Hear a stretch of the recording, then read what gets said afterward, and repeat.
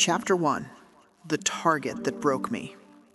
I blew a $25,000 prop firm account in 3 weeks.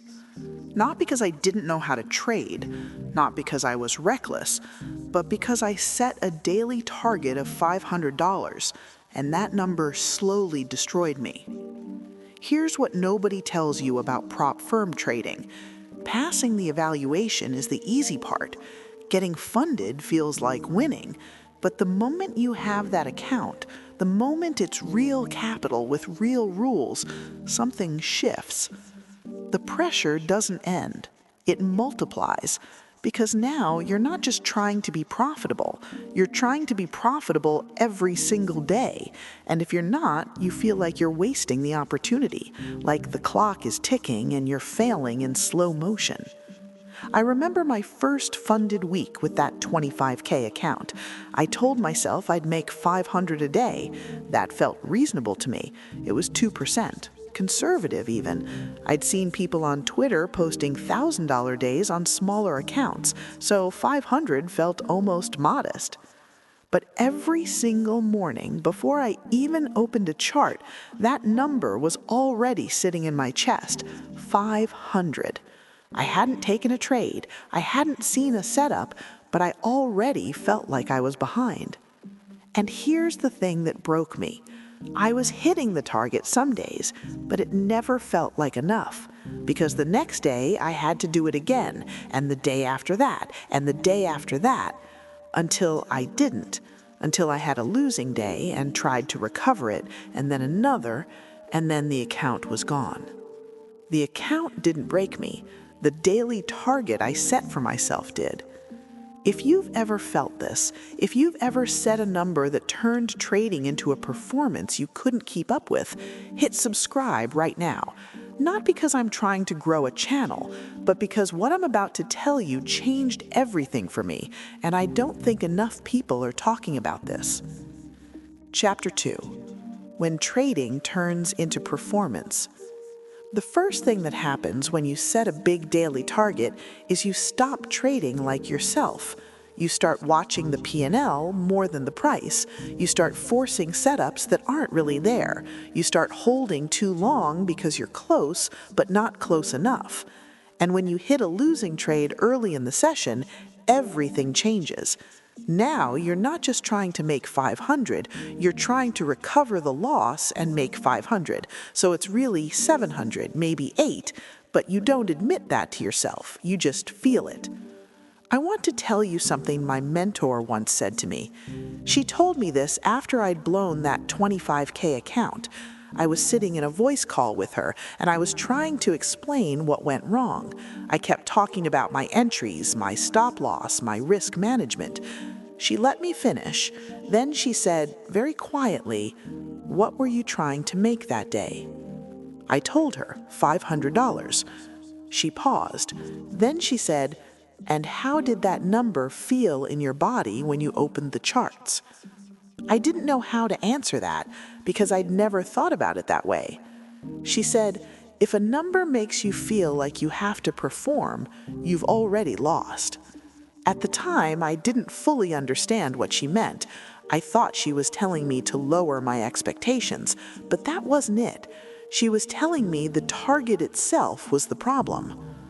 I met a woman in an accountability group around that same time. Her name was Lilith. She had a $50,000 account.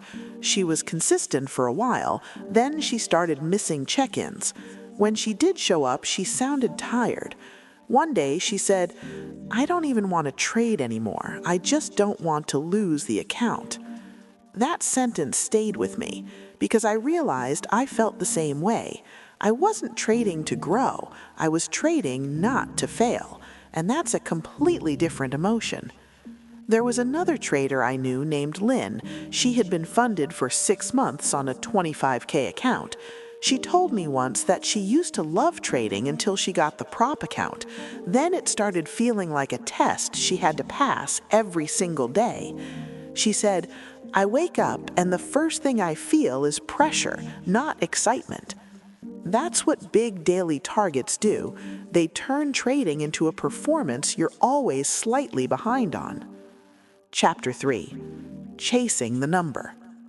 I kept trading the same way for a while, setting the target, missing it, feeling frustrated, trying again the next day. Some days I'd hit it and I'd feel relief, not satisfaction, because I knew I had to do it again tomorrow. Other days I'd get close, make 420, 460, and I'd sit there deciding whether to take one more trade or call it. Most of the time I took the trade. Most of the time it didn't work. I started noticing my behavior in the afternoons. If I was already up, I'd take trades I normally wouldn't take, not because I saw something, because I wanted to add to the win. If I was down, I'd take trades I definitely shouldn't take, because I didn't want to end red. Neither of those were trading decisions. They were emotional reactions to a number I'd made up in my head. There was someone in the group named Joan. She had a 25K account like mine. She told me she used to celebrate the big days, the ones where she made $700 or $800, but she realized those days were always followed by drawdowns. She said, after a big win, I'd feel invincible, and I'd trade recklessly the next day. I understood exactly what she meant, because I'd done the same thing. Win big one day, give it back the next. The cycle never stopped. There was another trader I knew named Andy. He told me he'd gotten to the point where he didn't even look at his daily P&L until the session was over. He said watching the numbers move in real time made him trade differently, made him hold longer, made him exit early. He said, I had to remove the scoreboard to play the game properly. One week, I didn't set a target at all. I told myself I'd just trade my setups and see what happened. I made less overall, but I felt calmer. I didn't chase, I didn't force anything.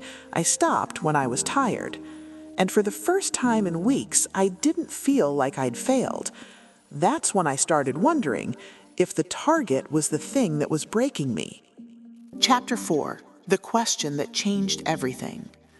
Around that time, I started hearing similar stories from other traders. Then I met Raul. Raul was in the same accountability group. He didn't talk much at first, but one day he mentioned he'd blown 3 prop accounts in 2 months, all of them $50,000 accounts, all of them from the same problem. He said, I kept aiming for 1,000 a day, and every time I got close, I'd push for more, or I'd lose early and try to recover. I couldn't stop. I asked him if he was still trading. He said yes, but he'd changed everything. He told me he'd gone to our mentor, the same woman who'd been guiding me, and she'd asked him a question that shifted his entire approach. She asked, what if you stopped trading one big account and started trading multiple small ones? At first, he didn't understand. He thought she was telling him to give up on the big accounts, to settle for less. But she explained it differently. She said, the pressure you feel doesn't come from the account size, it comes from the target, and the target feels heavy because you're putting all your focus on one number, one account, one outcome. She told him to think about it like this. If he had 5 small accounts instead of one big one, he could set a target so small on each account that it felt almost trivial. $30, $40, $50 at most. He could hit that target on one account and walk away from it. He could miss it on another and not feel the weight of failure because it was spread out, distributed. The emotional load wasn't sitting on one trade, one account, one day. Raul told me he didn't believe it at first. It sounded like a gimmick, but he tried it anyway. He started trading 5 accounts, $5,000 each. His daily target per account was $30 to $50. That's it. $150 to $250 total across all 5. He said the first week felt wrong, like he wasn't really trading, like he was wasting his time. But by the second week, something shifted. He wasn't watching the P&L anymore, he was watching the setups. He wasn't forcing trades to hit a number, he was taking trades that made sense, and if they worked, he'd hit the target in an hour or 2, and then he'd stop. He said, for the first time in months, I wasn't scared to open the platform. I wasn't dreading the day, I was just trading. And the numbers started adding up. 30 to 50 per account, 5 accounts, 5 days a week. Some weeks he made 700, some weeks he made over 1,000. Not from one big trade, from small, boring, repeatable ones. He told me I stopped trying to look profitable online and started trying to stay profitable offline. That sentence hit me harder than anything else, because I realized I'd been doing the same thing, chasing numbers that sounded impressive, setting targets that looked good if I posted them, but I wasn't thinking about whether I could sustain it. That's when I went back to my mentor. I told her what Raul had shared. I told her I wanted to try the same thing. She said something I think about all the time now. She said, the traders who last aren't the ones who win big. They're the ones who lose small and stay in the game long enough for the wins to matter. So I tried it. I set my target at $30 per account. I had 5 accounts at that point, so $150 total. It felt almost insulting, like I wasn't even trying, but that was the point. If you're still watching, I want you to do something. Leave a comment and tell me what's the smallest daily target you think you could hit without feeling any pressure. Don't think about what sounds impressive. Think about what feels easy. I'm curious what number comes up for you. Chapter 5. Trading Small on Purpose. The first day I traded with that target, I hit it in an hour. I took 2 trades, both worked. I was up $160 total across the accounts, and I stopped. It felt wrong, like I was wasting the day, like I should keep going. But I remembered what my mentor said. The point wasn't to maximize profit. The point was to remove the emotional load. So I closed the platform. I went for a walk. I felt restless the whole time. The next day, same thing. I hit the target in the first 2 hours, and I stopped again. By the third day, something shifted. I realized I wasn't thinking about the P&L anymore. I was thinking about the trade. I wasn't asking myself, how much am I up? I was asking myself, is this a setup I'd take? And when I hit the target, I didn't feel the need to keep trading because the target was so small that walking away didn't feel like I was leaving money on the table. Over the next few weeks, I started noticing patterns. I was hitting the target almost every day. Some days I made a little more. Some days I made exactly the target and stopped. But I wasn't resetting accounts. I wasn't revenge trading. I wasn't forcing setups. Chapter 6. The math nobody brags about. And because I was trading 5 accounts, those small daily numbers started adding up. 30 to 50 per account, 150 to 250 total per day, 5 days a week. That's 750 to 1250 a week, 3,000 to 6,000 a month. Not from big trades, from small, boring, repeatable ones. I wasn't posting screenshots. I wasn't celebrating big wins. I was just showing up, hitting a small number and walking away. And for the first time since I got funded, I felt like I could sustain this. Chapter 7. The lies social media never shows. Here's what I wish someone had told me earlier. Social media will make you think you're supposed to be making thousands a day. You'll see screenshots of huge P&Ls. You'll see people talking about their best trades, their best weeks, their best months. What you won't see are the blown accounts behind those wins, the drawdowns they don't mention, the weeks where they gave it all back, the emotional cost of chasing those numbers. You're not seeing the full picture, you're seeing the highlight reel. And if you measure yourself against that, you'll always feel behind. I stopped comparing myself to those posts. I stopped trying to have a story worth sharing. I started trying to have a result worth keeping. Because consistency isn't loud, it's not impressive, it doesn't make for good content, but it's the only thing that survives. My mentor told me a story once. She said a trader made 6 figures in a single month. He posted about it everywhere. People congratulated him. He felt like he'd finally made it. The next month, he lost it all, and then some. She said he spent a year recovering from 1 month of success. That's what small daily targets gave me, not bigger profits, just the ability to stay in the game.